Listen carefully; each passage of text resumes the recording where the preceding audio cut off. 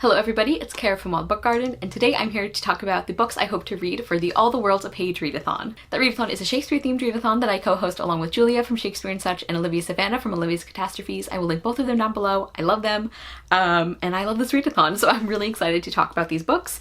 As I've been saying, I pretty much am only doing TBRs this year for things that I host or co-host. So this is a rare TBR, even though I did just do another one for Middle Grade Magic, so it doesn't feel rare right now. But I'm really excited to talk about these books. I will link our announcements down below. This readathon is running for the entire month of August, and we want it to be really loose and approachable and like not intimidating. The prompts this round are all based around like Shakespeare tropes that come up a lot in his work, and we want you to be able to customize this readathon to read as much Shakespeare or Shakespeare adjacent things as you want. So if you want to read several of his plays, that's great. If you want to read some retellings, that's great. If you want to read like one Shakespeare thing and everything else is different, if you want to read nothing related to Shakespeare and just fit these prompts, all of that is a great option and is encouraged. And we also encourage prompt stacking. And as we mentioned in our announcement videos, we also encourage participants to read diversely across the board and not just for those prompts that require it specifically. As I get into my TBR, you will see that certain prompts do ask you for that specifically, but we hope that you will do that for other prompts as well. So I have a nice big stack of books here. I am going to try and complete every prompt, but I'm not going to stress too much about it. Also keep an eye on our channels and our Twitter account for like the polls about the watch along and everything like that, and just general updates. If I've forgotten anything else, I will put that in the description as well. And as I generally do with TBRs, I always make them very ambitious, and I always kind of plan that I'm just going to pull from that stack. So I'm not like considering this a failure if I don't read every book on this list. And I think I'm also probably going to be paraphrasing quite a few of these prompts as I go. If you want the official description, that will be in the info box. Okay, so let's get into the books. I have several Shakespeare books and several not related to Shakespeare ones here, so I've got a good mix. And the first one is Miranda and Caliban by Jacqueline Carey. I'm going to be buddy reading this with my friend Huck from Badger Reads, and this is a Tempest retelling that obviously focuses on Miranda and Caliban and on, I think, a romantic relationship between them. The reviews for this one are very good. I've heard good things about Jacqueline Carey's writing, and I imagine this is going to be very emotional, judging by what I've heard about the book and kind of the book's description. And other than the focus, I don't know too much about it. So I'm excited to get to this one. I haven't read anything by Jacqueline Carey before. And then I have a book that I have been wanting to read, or like planning to read for years at this point. And that is Bright Smoke, Cold Fire by Rosamund Hodge. I really enjoy Rosamund Hodge's writing. One of my favorite books in the world is Crimson Bound, and I also really enjoyed Cruel Beauty and her short story collection. She's a very hit or miss author for people, which is why I don't talk about her a lot on my channel, but I happen to really enjoy her storytelling, and this series has, like, from what I can tell, pretty much universally negative reviews. Like, nobody likes these books, which is why I have put off reading them for so long. But this is a Shakespeare, it's a Romeo and Juliet retelling, and I think there's like necromancy, and that's not usually something, like an aspect of fantasy books that I enjoy, but I do like this author, and I mean, we'll see. Again, I've heard like only bad things about this series, so who knows how this is gonna go, but I do know I at least enjoy her writing. And I'm intrigued to see what she does with the Romeo and Juliet story. And oh, I forgot to mention, I'm already making this a disaster. So Miranda and Caliban I'm using for the prompt of it's a problem play for So Your Punishment is Marriage, which is to read a book that has a romance element in it. And then for Bright Smoke, Cold Fire, I'm counting this for a few prompts. One of them is You Have a Twin, I guess, which is to read a book in a duology. The Fool with All the Wisdom, which is I think it's to read a book that you think could surprise you? Read a book you're unsure about. I think that's what it is. I can't even remember the prompts for my own readathon. I'm so sorry, guys. So yeah, unsure about this one because I've heard very bad things.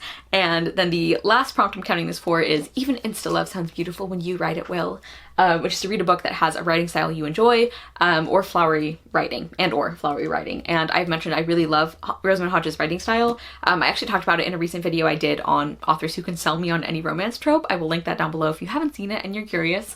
But I do definitely enjoy her writing style. So the next book I plan to read is Sweet Hand by, I think, N.G. Peltier is the name. And this one I've technically started. I've read a few chapters, and I'm also using this for a few prompts. This is a romance novel that follows, so our female main character, she is a baker, and she ends up, I think she's like the maid of honor or something for, is it her sister's wedding? I should remember this because I started this book. It's either her sister or her best friend, I think, for her wedding, and she's also doing the catering. And then the male lead is, I think, the best man, and these two can't stand each other. But of course, a romance develops between them. They end up having to work together on the wedding a lot. And I've heard really, really good things about this one. I'm using this one for several prompts as well. The first is The Inevitable Cross-Dressing, which is to read a queer book. Our male lead is bisexual. I'm also using this for underrated female character outshines the main character, which is to read a book by a female BIPOC author, which N.G. Peltier is. And then the last prompt I'm using this for is definitely not set in England, I promise, which is to read a book set in a country you don't live in. And this book is actually set in Trinidad, and I'm really looking forward to reading this. I'm only a few chapters in. I am liking it so far. I'm kind of waiting to see how I feel about the actual romance, because obviously that's like a big part of the book.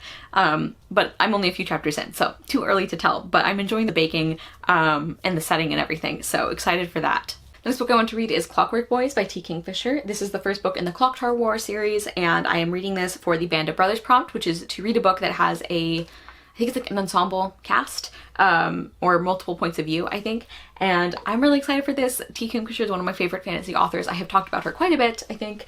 And I have not actually read anything set in this world so far. Like, she has, this book series I think is a duology, but then she has at least 2 books that are kind of companion books in that world. I have only read her fairy tale retellings so far, but I have really, really loved them. And I really want to get to some of her other fantasy books, so very excited for this one.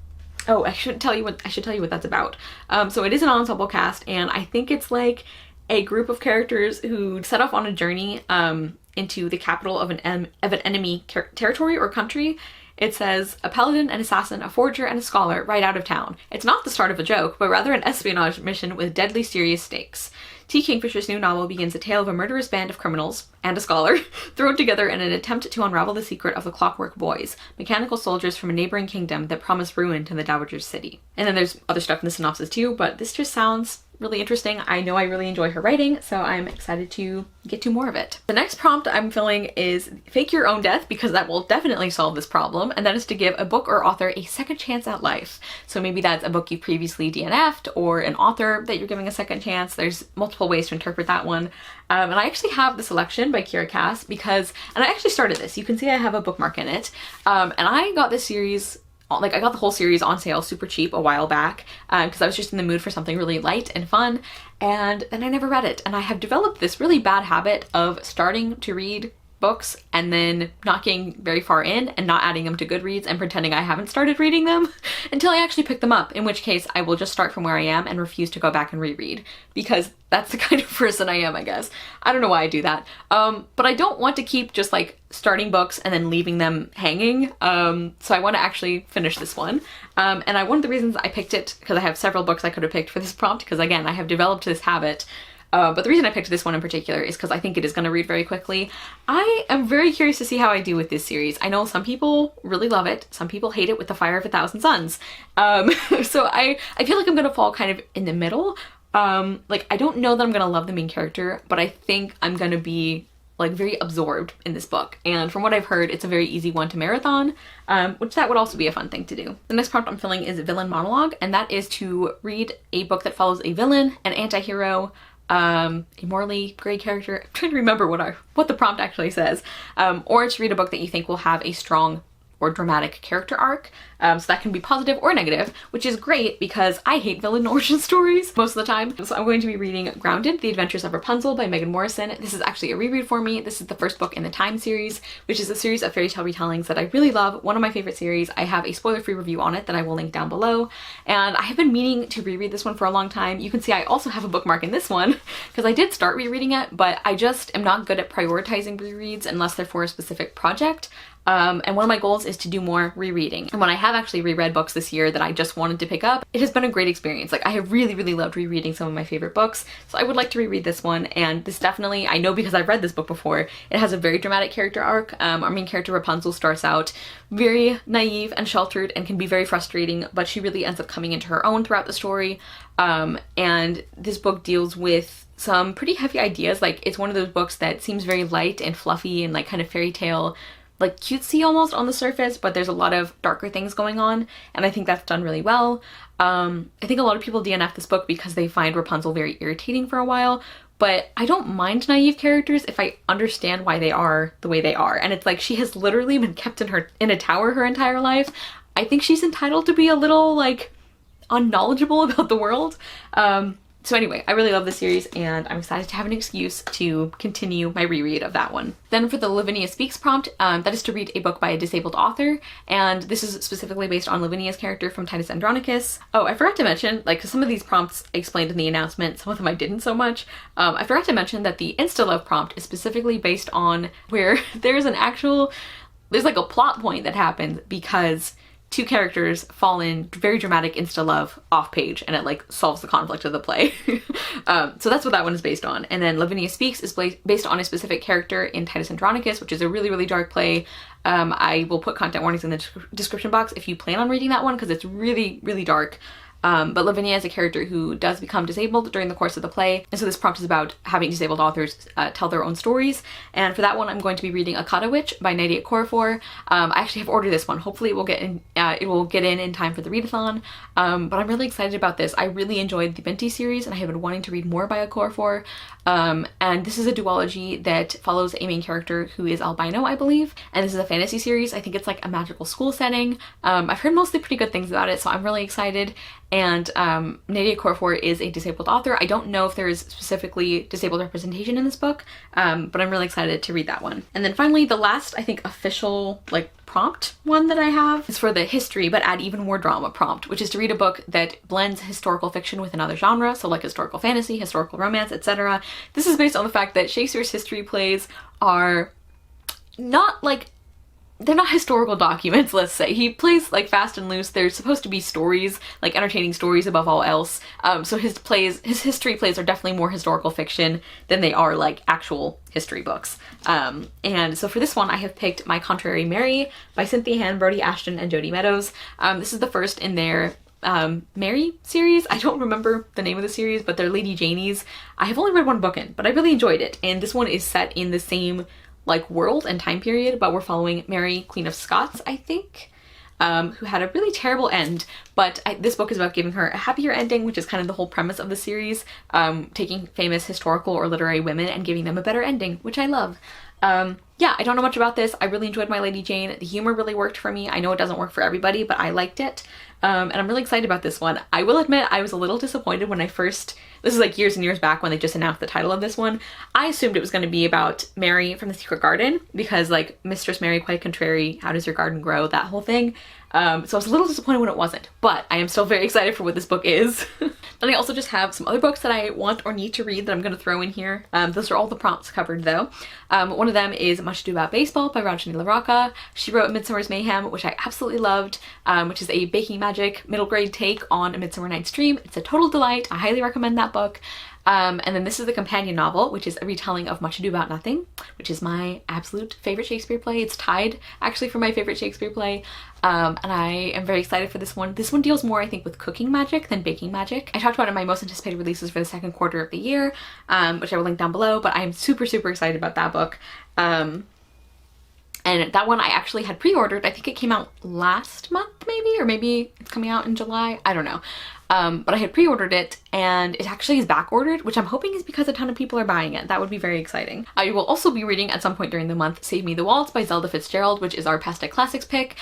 I feel like I keep forgetting to mention those when I do a TBR video, so I'm sorry about that. But I will be reading that for our live show whenever it is, because that is our August pick and it'll be hosted on Julia's channel. I don't know much about it. I'm a little nervous because I don't know how I'm going to get on with the writing based on some reviews I've read, but it is a pretty short book, so there's at least that. And then I also really want to get to Tales from Shakespeare by Charles and Mary Lamb. This is an illustrated edition that has illustrations from several different illustrators, but the one that really excites me is Arthur Rackham, because I love his work. Also W. Paget and Robert Anning Bell, and this is a like storybook that takes some of Shakespeare's plays and it tells them, it uses like kind of similar language, but it's obviously in like a fairy tale or like a storybook format rather than a play. And I had just been wanting to read this. Like I've had it for a couple years and I keep meaning to read it, especially for this readathon, and I don't. So I really want to read that. I also have to get to during the month That Way Madness Lies, 15 of Shakespeare's most notable works reimagined, and it's by Dahlia Adler. Like Shakespeare retellings, it has several authors I love. like Joy McCullough and Anna Marie McLemore. It has some authors that I haven't read, but I'm really excited to. And like, it's so Shakespeare. I have to read it during the month, and I'm really excited to. So I hope to get to that one. I know this is a lot of books, you guys. I also have Fashion in the Time of William Shakespeare by Sarah Jane Downing. I thought it might be fun to throw in a really short nonfiction. I have read a couple other books by her. She did one on Jane Austen's fashion, or like fashion in that time period, which I really liked. And she's done one on beauty and cosmetics, which I really, really loved. Actually, I don't know when. Maybe I have a tag video where I talk about that book. If that's already up, I will link that down below. But yeah, this is really, really short, and I just think it'll be really interesting. So I'd like to get to that one. Another book I ordered, but I don't know if it's going to be in time for the readathon. I hope it is. But that is The Wednesday Wars by Gary D. Schmidt. This is historical fiction set during the time of the Vietnam War, I believe. And we're following a main character who is I think he's a middle schooler, I think, maybe upper elementary.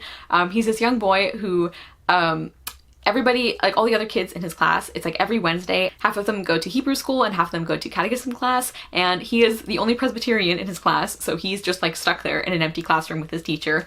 And so his teacher starts assigning him Shakespeare plays, and he has to read a different play, I think every week, maybe? I don't know, that seems pretty fast for a middle schooler, but maybe.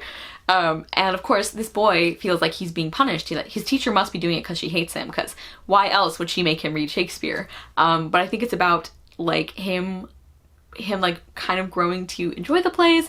I think it's about his teacher and him like starting to understand each other better. I think it's about him realizing that his teacher is not out to get him. And I believe this book also does deal with the Vietnam War. And I have not read a lot of historical fiction that does that. I think partly because we had to read a couple of classic novels in some of my high school classes about the Vietnam War that I just despised those books. I'm sure they're books where like I'm sure they were very important for what they accomplished, but I really hated them. So I think that maybe kind of subconsciously made me avoid books about the Vietnam War, but that is definitely a gap in my reading that I want to fill. And this one sounds like a really interesting take on it. And of course the Shakespeare element is why I wanted to read it for this month, or for August. And let's see, I think I have just one more book. This is one I thought I was going to be able to squeeze into a prompt, and I guess I just planned other books first, but I think it could fit for some prompts, and that is Snow White and Rose Red by Patricia C. Reedy.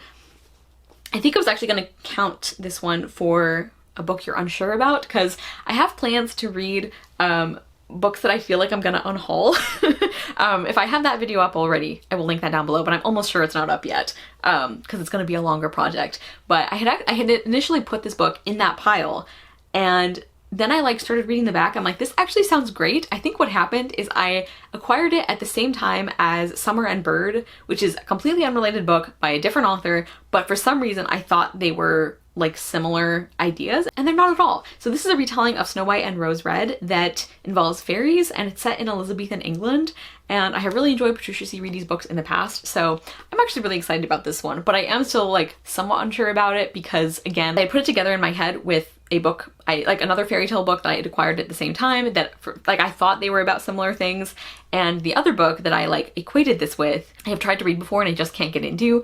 So I guess like that feeling rubbed off on this book. And then when I read the synopsis now, this actually sounds like something I could really enjoy. So yes, that is my pretty ambitious stack of books for August. I mean, I do tend to read quite a few books per month, but to have this many like specific books is a lot. Although again, I'm just going to be kind of picking from this stack and try not to pressure myself too much.